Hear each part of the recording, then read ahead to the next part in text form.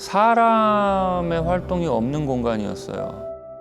완전 비인간의 공간인데 거기서 느껴지는 어떤 기괴한 느낌들? 뭔가 생명체 같은, 기괴한 생명체 같은 느낌? 그런 게 있었어요.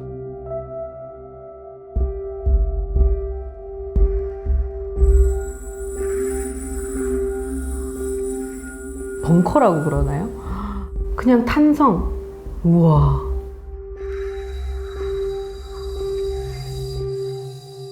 되게 신비롭다라는 사실 느낌이 좀 많이 들었어요. 네. 그 쓰레기를 태우던 공간에 내가 들어와 있다라고 하는 것도 굉장히 신비로운 경험이었고. 쓰레기 공간이라는 게 이렇게 매력적일 수 있나.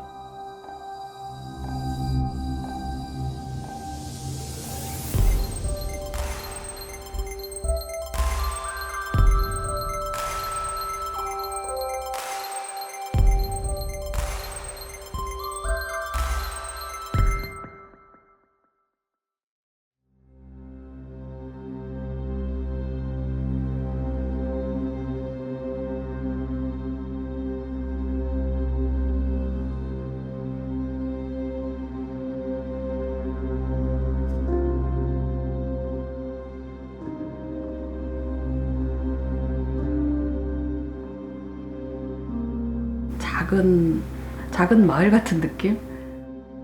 옛날 집 형태 있죠. 그런 것들이 많이 있고, 반지하 집들, 예, 그 다음에 이주 노동자들도 많이 있고, 60대, 70대 이런 어르신들이 많았고, 굉장히 낙후되고 어르신들이 많이 살고 있는 동네, 그렇게 인식되는 곳이었죠.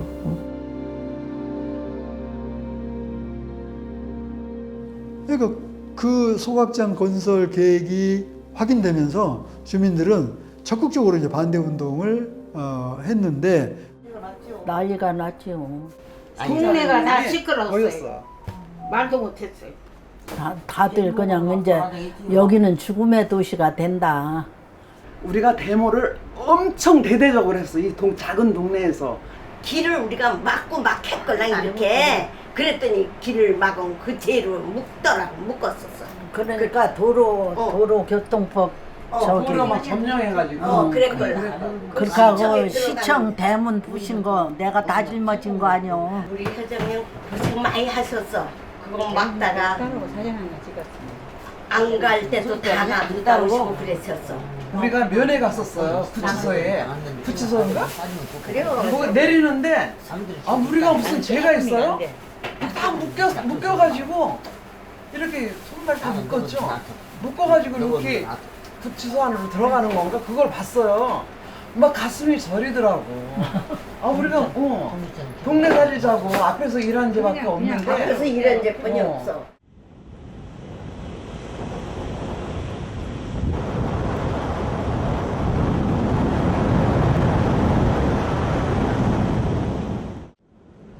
다이옥신 저감 시설을 잘 만들어서 그런 일이 없도록 하겠다라고 하는 그런 약속을 부처씨가 했던 거죠. 그러면서 이제 신도시 쓰레기만 처리한다. 그렇게 해서 200톤, 하루 용량 200톤 규모의 중동 쓰레기 소각장을 그렇게 이제 완공을 하게 되었는데,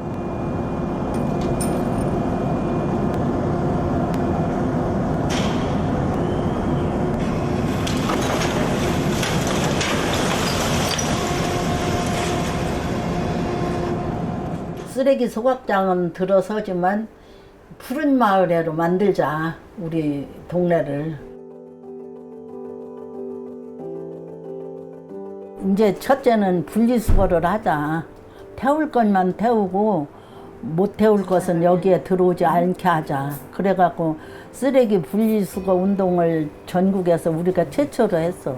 고물상처럼 어머니들한테 병 가져오면 만일에 100개를 가져오면 20원씩 해갖고 돈을 해드리고, 박스는 또 키로로 다 이렇게 해서 이제 돈을 해서 드리고, 그런 식으로 했어요. 오종구청, 원미구청, 소사구청 과장 3분을 모셔가지고 우리 임원들이 이렇게 모여가지고 재활용하는데 이런 게 필요하다 망을 합시다 뭐 합시다 이래가지고 그 망을 만들어 집집에 갖다 걸은 거 그걸 만들어서 망 시트를 넣고. 네 지금까지도 그거 지금도 우리들 다 사용해요. 그게 정말 기억에 남아요. 망 있잖아 왜 재활용해라고 망 집집마다 이렇게 새파란 망 있잖아. 그건 우리가 만든 거야.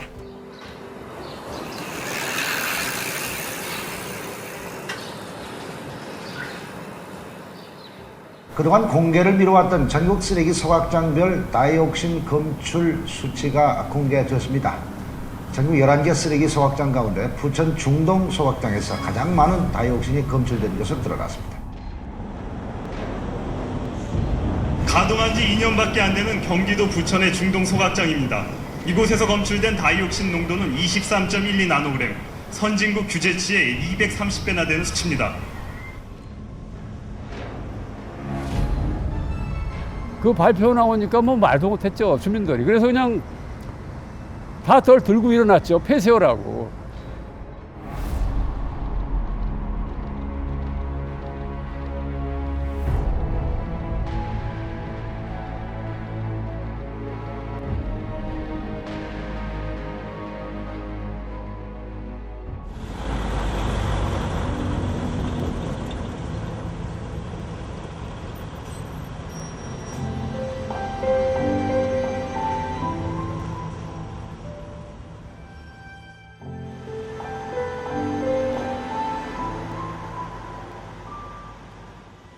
다이옥신이 배출되는 게 온도가 있거든요. 일정한 그 온도여야만이 다이옥신이 발생을 하지 않기 때문에 너무 젖은 쓰레기가 들어오면 안 돼서 그 쓰레기에 음식물 쓰레기가 섞여 있으면 안 좋은 거예요. 그렇다 보니까 분리수거나 이런 것들을 조금 철저하게 하게끔 거기 주민들은 들어오는 쓰레기를 일일이 다 검사를 해서 이게 섞여 있거나 이런 것들은 못 들어오게 다 돌려보내고.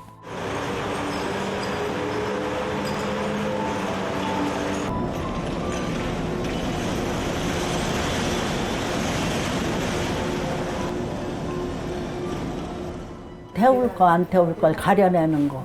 플라스틱이나 뭐 이런 것은 태워서는 절대 안 된다고 해서 아침마다 새벽 5시에 저기 우리 임원들이 한 15명인가 20명이 됐는데 조를 나눠가지고 막 동네별로 다니며 쓰레기 다 터트려 놓고서 저기 쓰레기 분리하지 않은 건 다 터트려 놓고 못 가져오게 하고. 아니 그 지저분한 쓰레기를 다 뒤지셨어요? 아유, 그 꼬챙이 하나씩 들고 다 이거 막 끄집어내. 나시로 찍어내서. 매일매일? 매일매일 했어요. 새벽같이 가갖고. 차에 있는 거 쓰레기 부숴 막 찢어보면 뭐 있잖아 다 꺼내걸라 다 주워만 하고 뭐뭐 나왔습니다 정집니다 하면 3일도 먹이고 일주일도 먹이고 못 들어와 그차는 그 동네 거가 안 가. 그러니까 그 이제 차 그 기사들이고 같이 다니는 분들이 여기서 그렇게 해서 우리 못 가져갑니다 이러니까 이제 거기서도 좀 깨끗하잖아. 그래 정도인 거야. 음식물이 음식점에서 나오는 음식물이라든가 이런 게 일반 쓰레기하고 혼재가 돼가지고 들어오니까 다이옥신이 더욱더 발생할 수밖에 없었던 거죠. 그렇기 때문에 시민단체들이 그런 음식물 분리수거 운동을 적극적으로 전개를 하면서 사료화로 이렇게 가게 되는 이게 남은 음식물 사료화 운동이라고 하는 이 운동을 이제 시민단체들이 다 연대하고 우리 푸른마을을 비롯한 삼정동 주민들도 적극적으로 참여하면서 이 분리수거 운동이 아주 범시민적으로 전개가 되어서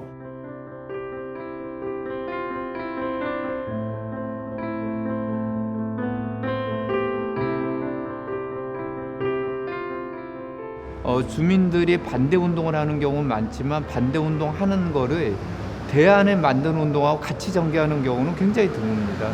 근데 삼정동 쓰레기 소각당 문제는 반대 운동을 하면서 쓰레기 줄이기 운동을 주민들이 직접 주도하셨던 내용이거든요. 그리고 그게 부천시 전역으로 확산되고 시민운동으로. 그건 시민운동 역사에서도 굉장히 중요한 사례입니다. 부천시가 그 쓰레기 문제를 굉장히 잘 해결을 하는 도시가 된 계기가 삼정동 소각장. 예. 그래서 활동했던 주민 모임에서 시작된 나비 효과죠. 네.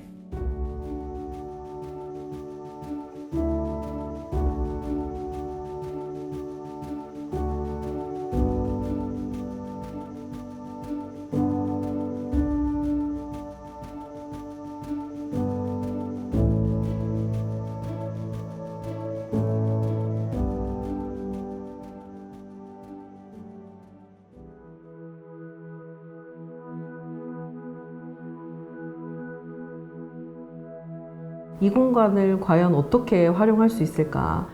그 공간을 어떻게 할까 하고 내부에서 고민을 하긴 했었거든요. 산업단지 및 폐산업시설 문화재생 사업이 이제 문체부에 있다는 것을 알고 그거를 신청해서 예산을 한번 확보해 보자라고 처음에 접근을 했죠. 그래서 시하고 의논을 하기 시작해요. 그래서 저희는 1:1 매칭을 해서 96억짜리 사업을 만들게 되는 겁니다. 1차 때.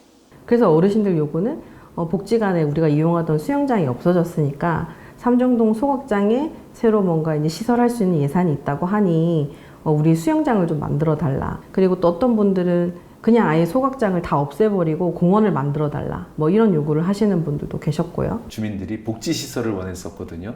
거기엔 주민들의 복지시설을 원하는데 이 공간이 갖고 있는 목표는 문화시설이었어요. 그러니까 애초부터 달랐던 거죠. 그러니까 그 속에는 큰 갈등이 있었고 그 설명회 정도 하고 주민들 쫓아오세요 이렇게 했는데 완강하게 그거 우리 아니다. 우리가 10년 동안 이렇게 투쟁을 했는데 우리가 그렇게 생각하지 않았다라고 하니까 설득이 어려운 거죠. 말도 안 된다 뭐 이렇게 막 고함 지르시는 분도 있었지만 왜 못 해줘? 다 하던데 뭐 이런 식으로 하셨는데 할 수 없다. 라는 것을 지속적으로 계속 이제 뭐 주민 설명에 나가서 이제 그걸 했고 그때 지속적인 설명을 할 때 문화재단이 앞에 나가서 뭐 유탄 맞는 그런 방식이 아니라 공무원이 나서줬어요. 공무원이 그냥 욕 먹으면서 안 됩니다 이런 이야기를 해주셨어요. 그래서 제가 그때 부천시 공무원 너무 괜찮은데 그 생각을 참 많이 했었죠. 그때 당시에 되게 행복하게 공무원이랑 일을 할 수 있구나 그런 생각을 했었어요. 보통은 반대거든요. 그 증표로 부천시가 전국에서 제일 쓰레기 문제 해결하는데 1위로 남아있는 시가 돼 있어요. 그래서 여기에 그 교육장이 하나 있었으면 좋겠다라는 뜻을 담았습니다. 감사합니다.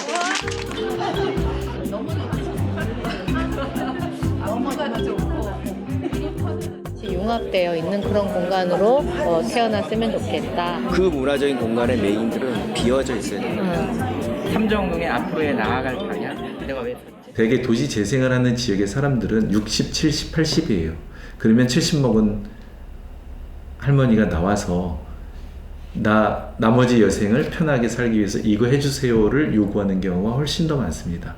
도시는 누구를 위해서 만들어가는 거냐면 나를 위해서도 만들어가지만 저는 미래 세대를 위해서 만들어가야 된다고 생각을 해요.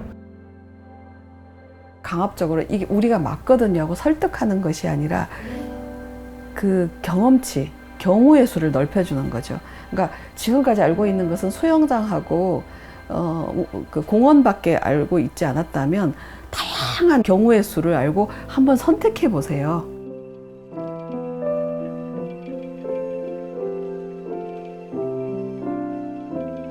이현 회장님은 매일 소각장에 사무실 출근해서 사셔. 그 주민분들은 매일 거기 와서 고스톱을 치더라도 거기서 치고, 왜냐면 여긴 쉽게 얘기해서 우리 거야 이런 마인드가 있는 거고, 여기서 뭘 하려면 우리랑 소통해.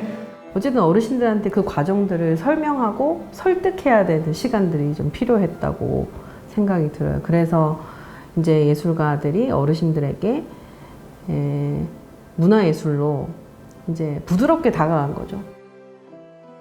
어르신들이랑 그렇게 오랜 시간 관계를 만들어 가면서 그분들의 마음도 달래고, 저는 그 과정에 예술가들이 굉장히 많은 노력을 한 걸로 알고 있어요. 네. 처음에는 이제 내가 사무실 들어가면 이렇게 고스톱 치던 것도 이렇게 덮으셨는데 나중에 같이 치고. 3년간 지낸 어떻게 보면 결과물의 날인 것 같아요, 오늘이. 그래서 기분이, 어제는 저녁에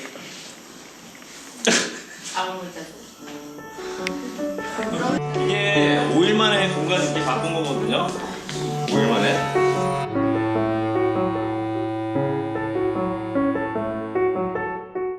같이 어울려서 작업하니까 너무 젊어지는 것 같고 고마울 수가 없어. 네, 아주 고마워요.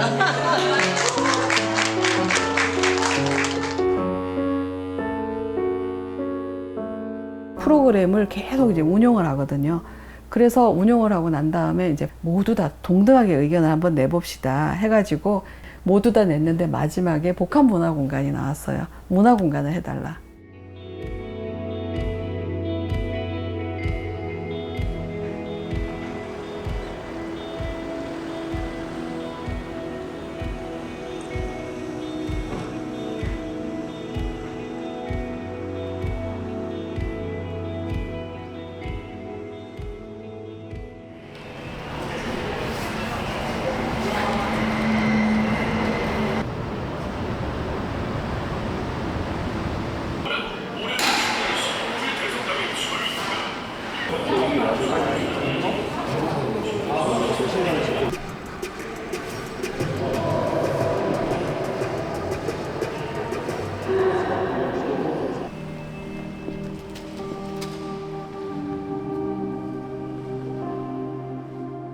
그리고 쓰레기 소각장에 일종의 왕관을 씌워주고 싶었어요.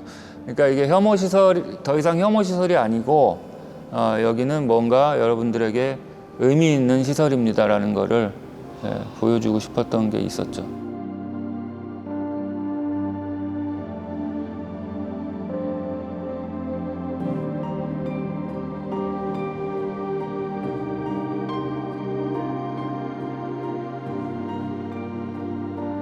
저 문을 뭐 철거를 하고 새로 벽을 만들어 버리면 이 공간이 원래 쓰레기 집화장이었다라는 의미가 완전히 상실이 되잖아요. 그래서 저는 여기가 멀티미디어홀로 쓰이더라도 저 문을 남겨놓음으로 인해 가지고 과거에 여기가 쓰레기 집화장이었다라는 사실을 기억을 환기시키기 위해서 그렇게 하기도 했고,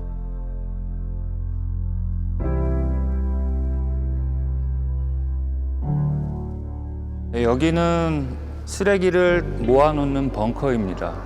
처음 이 공간을 봤을 때 너무 인상적이었고 이 공간은 어떻게 해서든 살려야겠다라는 생각을 했습니다. 원래는 제가 서 있는 이 슬라브가 없었어요. 없었고 그냥 완전히 그 벙커만 있는 그런 공간이었는데 여기에 벙커 브릿지라고 하는 이 브릿지 같은 이 슬라브를 만들므로 해가지고 사람의 동선을 저기서부터 저쪽까지 이어주는 그런 역할을 하게 하고, 또 이 지하로 내려가는 그 계단을 저쪽에 만들었는데 저기 내려가서 여러 가지 그 행사들이나 공연들 그런 것들도 하고,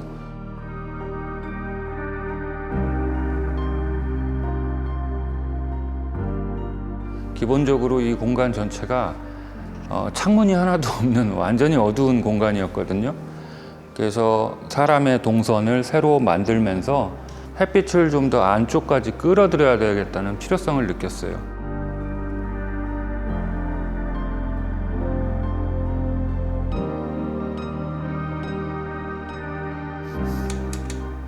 이 버튼도 너무 재밌어요. 이게 빨강 아니면 녹색 두 가지밖에 없어. 뭐 아니면 도. 어떻게 보면 굉장히 단순한 뭐 컴퓨터니 뭐니 하는 밸브니 뭐니 이런 것들이 주는 어떤 감각이 굉장히 남달랐어요. 그러니까 보시면은 마치 무슨 북한의 뭐 핵 연구실 같은 뭐 그런 느낌도 들고, 그러니까 뭔가 이렇게 새롭게 다가오는 감각들. 저 다이아그램도 저는 굉장히 근사하다고 생각을 하거든요. 그런 감각들. 그러니까 뭔가 되게 아웃데이트한데 그럼에도 불구하고 굉장히 시스테마틱하게 돌아가는 이 거대한 소각장이라고 하는 기계장치, 그 관계성이 너무 흥미롭기 때문에 여기를 꼭 살려야겠다 그렇게 생각을 했습니다.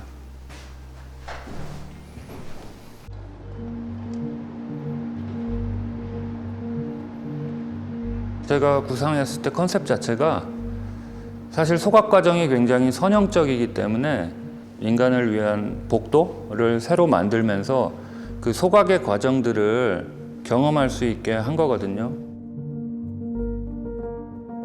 그러니까 아주 이격 효과를 주는 거죠. 그래서 첨단으로 보다가 고개를 돌리면 아 여기가 쓰레기가 오던 곳이었구나. 우리 삶이 이렇게 아주 극단적인 게 한 단면으로 사실은 붙어 있었구나. 이런 걸 좀 느끼게 하고 싶었고요.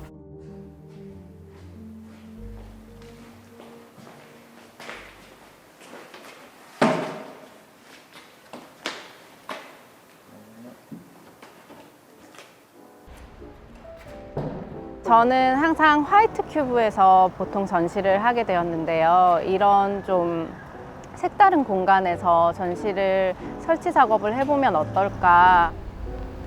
일단 배치를 이따가 해보고.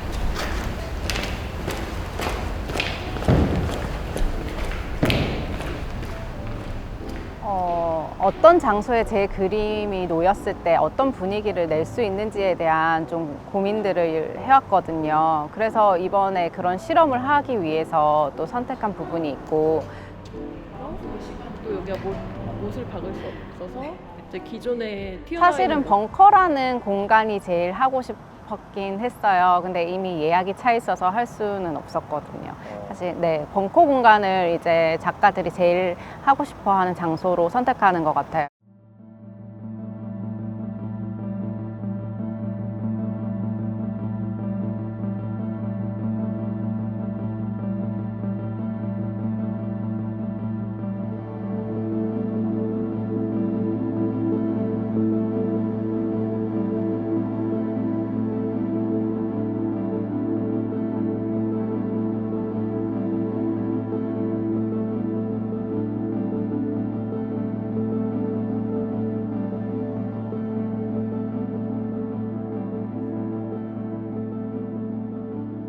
근데 이제 이게 사실은 난이도가 크다는 것 중에 하나가 또 공사비가 턱없이 부족했었거든요. 그래서 1단계 사업을 할 때는 그 시민 관련 프로그램을 만들지는 못했었어요. 근데 이제 2단계 사업하고 3단계 사업에서 저거를 이제 할 수가 있었죠. 3차까지 저도 갈 줄은 꿈에도 생각 못 했거든요. 그러니까 관리동을 어떻게 할까? 저거 혹시 시가 밀어버리지 않을까? 그런 생각도 했는데 끝끝내 붙들고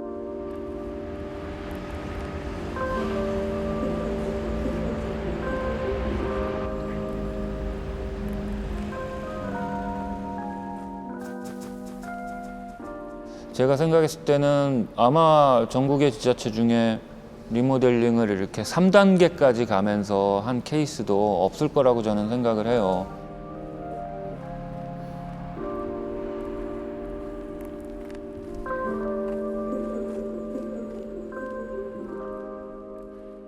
지금 이 공간이 1층부터 3층까지가 개방되어져 있는데요. 아직 4층과 5층은 개방되지 않고 있거든요. 이 4층과 5층은 그 옛날 소각장의 기계가 그대로 날 것 그대로 존재하고 있습니다. 그런 공간까지도 오픈되어진다고 하면은 일반 시민들이, 관객들이 와서 볼거리가 더 늘어나겠죠. 재생은 그러니까 기억을 재생하는 일이 중요하다라고 이제 늘 얘기를 했습니다. 성급하게 막 만드는 게 아니라 정말 시민들의 음성을 듣고 방향을 정하고 시간이 많이 필요하다. 그러니까 이게 느린 재생을 의도하지는 않았지만 이게 여러 가지 변수들이 그 느린 재생의 개념을 적용하기가 좋았던 것 같아요. 행정이 방법을 찾는 과정에서 콤마를 계속 찍어준 거죠. 그래서 2차, 3차라는 형태, 이런 방법론을 선택하게 되면 느리게 갈 수가 있겠구나.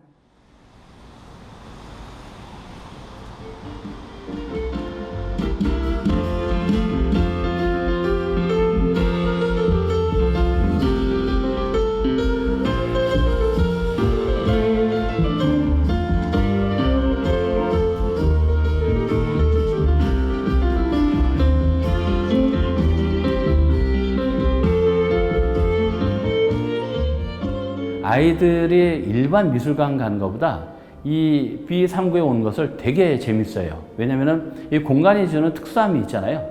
공간이 주는 압도적인 모습도 있고 장엄한 모습도 있고.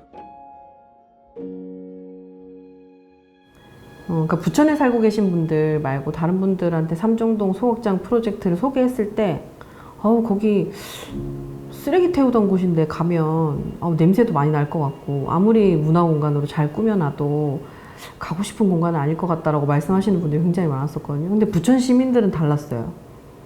쓰레기 소각장을 없애고 뭔가 새로 짓는다는 것보다 그 이야기를 고스란히 아는 채로 재생한다고 했을 때 그걸 더 반기는 분위기였거든요.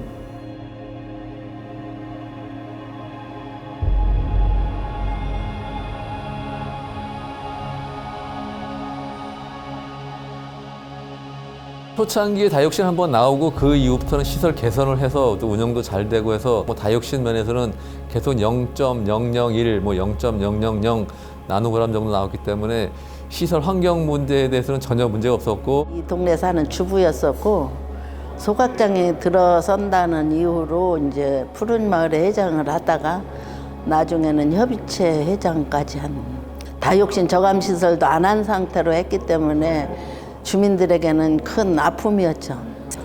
뭐 소각장에 비하면 천국이죠.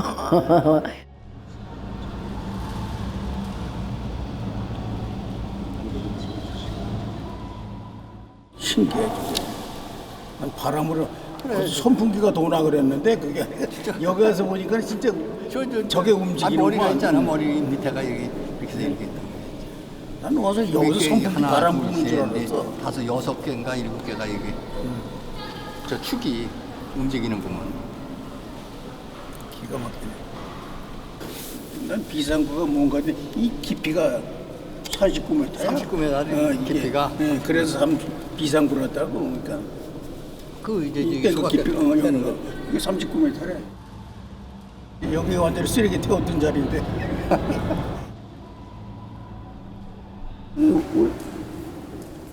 주민들 얘기나 이 동네 수영장 만들어 달라 그랬어. 아주 이거 폐쇄하고 나서 뭐 문화공간도 그렇지만 뭐 노인네들 뭐 저기 쉴 수 있는 뭐 병당 비슷한 이런 거 해달라 그랬는데 그게 뭐 아 수영장 근데 수영장 안 됐네. 섭섭해서 어떡해요. 그러게 이미 다 이렇게 된 거니까 뭐 그거 지나간 거. 꼭 잠자리 달개 같아. 두 개지 뭐야. 네 개지. 맞아.